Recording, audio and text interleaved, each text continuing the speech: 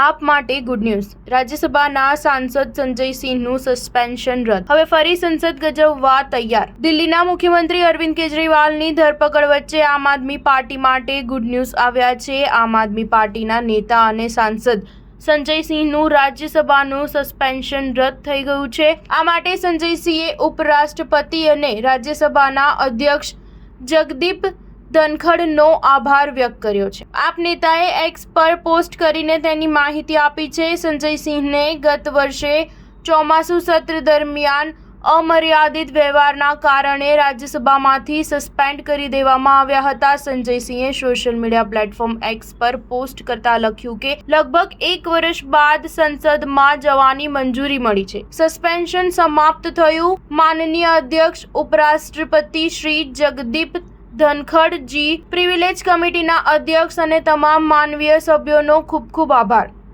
CBI દ્વારા અરવિંદ કેજરીવાલની ધરપકડ પર આપ નેતા સંજય સિંહે કહ્યું હતું કે હું દિલ્હીના મુખ્યમંત્રીની ધરપકડ પર ઇન્ડિયા ગઠબંધનના નેતાઓ સાથે વાત કરીશ અને તેમને આ મુદ્દાને સંસદમાં ઉઠાવવા અનુરોધ કરીશ. સંજય સિંહે ભાજપના નેતૃત્વવાળી કેન્દ્ર સરકાર પર વિપક્ષી દળોને નિશાન બનાવવા માટે તપાસ એજન્સીઓનો દુરુપયોગ કરવાનો આરોપ લગાવ્યો છે. તેમણે પ્રેસ કોન્ફરન્સમાં આરોપ લગાવ્યો હતો કે સીબીઆઈ અને ઈડી આમ આદમી પાર્ટી વિરુદ્ધ દુર્ભાવના અને રાજકીય દ્વેષથી કામ કરી રહી છે. સ્ટાર ન્યૂઝ 7 હંમેશા સચ્ચાઈની સાથે.